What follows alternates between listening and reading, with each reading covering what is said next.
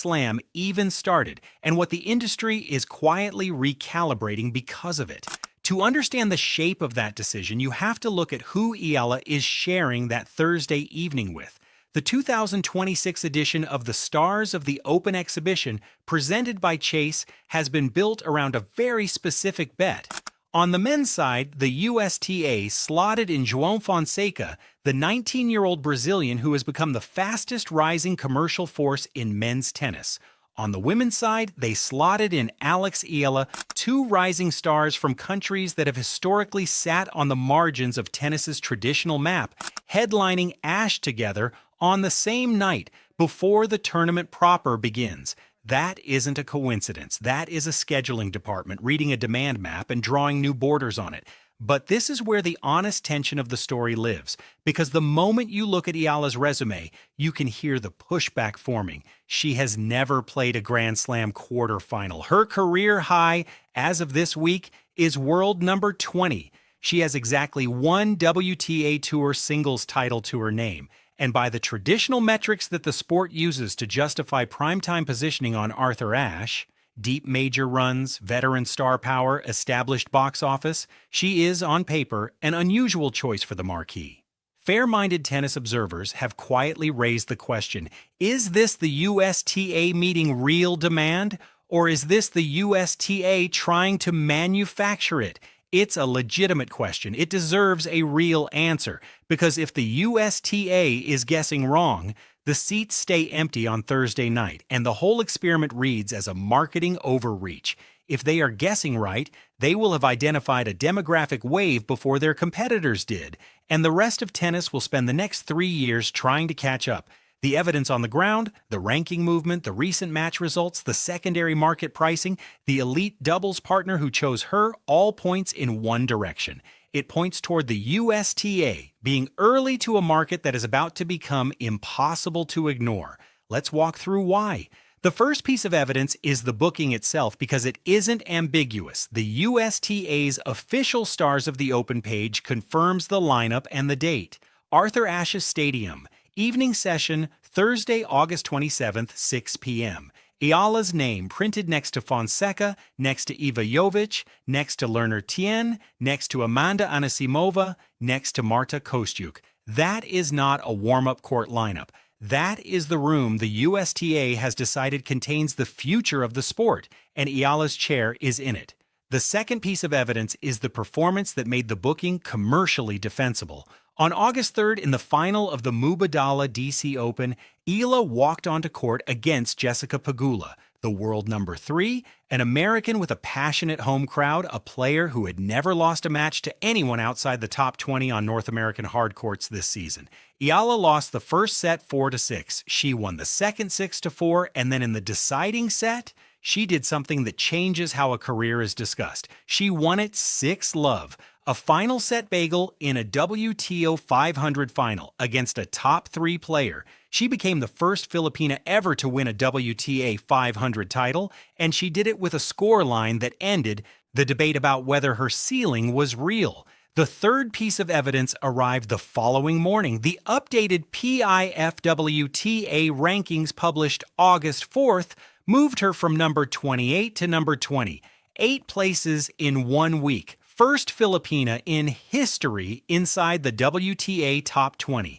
The WTA's own communications team described the leap as a breakthrough. This isn't fan page language. This is the sport's governing body writing it into the ranking record. Take a breath there, because that ranking number matters more than it might sound. Number 20 is the threshold at which the tennis industry stops treating a player as a prospect and starts treating her as a fixture. It changes hospitality bookings, it changes broadcast graphics, it changes the way tournament directors seed exhibitions. It is quite literally the number that opens the door to rooms like the one waiting for her on Ashe. The fourth piece of evidence is that Eala has not spent the past week resting on the DC title. She traveled straight to Toronto for the Canadian Open, and the schedule she walked into was cruel by design. Her first-round opponent was Alicia Parks, the same 6'1" American who had beaten her at the Australian Open in January in one of the most gutting collapses of her season. Eala won that Toronto match 6-1, 4-6, 6-2. 2 days later, she beat Katie McNally to reach the round of 16.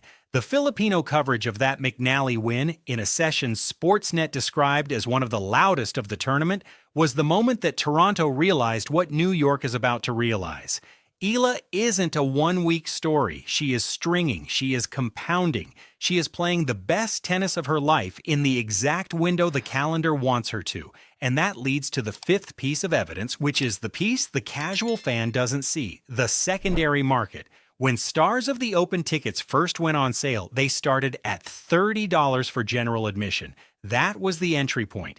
As of this week, aggregator listings on Vivid Seats, SeatGeek, and independent U.S. Open ticketing guides show promenade seats in the $40 to $80 range, lodge seats trending north of that, and courtside seats being listed between $500 and roughly $689.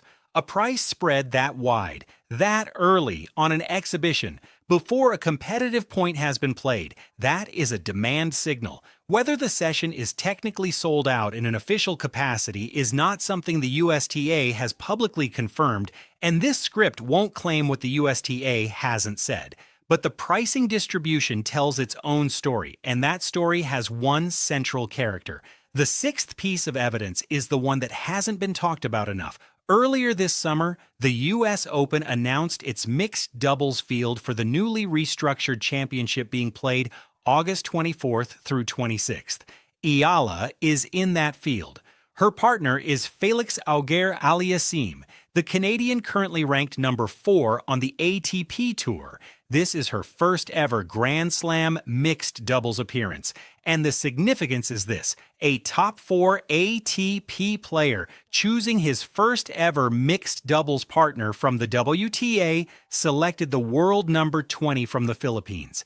That is a market signal the industry has not fully processed yet. Elite ATP players do not partner with WTA players who are box office question marks.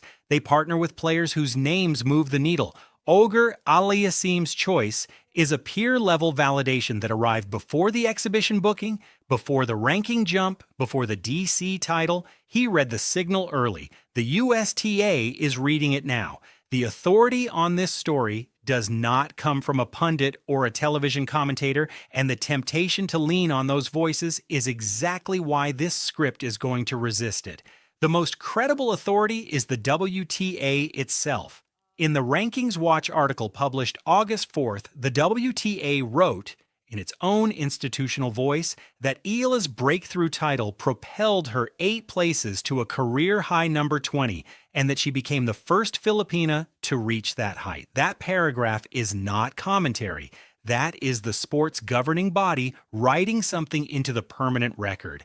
8-time major champion Chris Evert on Tennis Channel commentary earlier this season during Eala's Italian Open match against Elena Rybakina has repeatedly flagged what she sees as an unusually developed court sense for a player of Eala's age, a phrase Evert reserves for players she believes will still be in the top 25 years from now.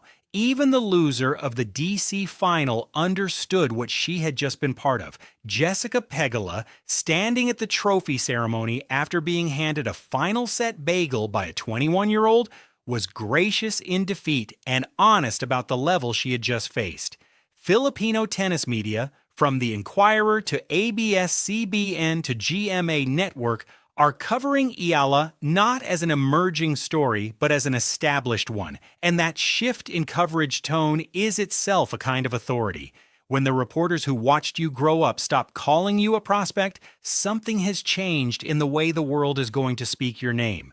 Zoom out for a moment, because the significance of what happens on Ashe on the 27th extends beyond one player and one exhibition. Tennis, as a global business, has spent the last decade quietly worried about where its next generation of viewers will come from. The traditional markets, Western Europe, the United States, Australia, are saturated. The growth markets, the ones where the sport's next 20 years of commercial life will be determined, are Southeast Asia, South America, and parts of the Middle East. The USTA's decision to headline Ashe on a Fan Week evening with two rising stars from Brazil and the Philippines is not sentimental. It is strategic. It is the sport's most powerful federation at its most valuable tournament, planting a flag in two markets it needs to grow. And Eala, whether she asked for this role or not, is now the face of that flag on the Southeast Asian side. What happens on August 27th matters, but what happens on August 30th or 31st matters more, because that's when the main draw begins, and Eala is scheduled to open against Clara Tauson, the Danish 14th seed and world number 15. It is a rematch. Eala beat Tauson in the first round of the U.S. Open last year in one of her earliest Grand Slam signature wins. If she wins this one too in front of an Ashe audience that has now been primed to know her name, the story stops being about an exhibition and becomes about a genuine deep run at a major. The mixed doubles run with Ogre Aliassime is a separate storyline that could produce its own headlines, and her prize money for the year, already at $1,537,000, could climb into territory no Filipino tennis player has ever occupied. This is the room she has walked into.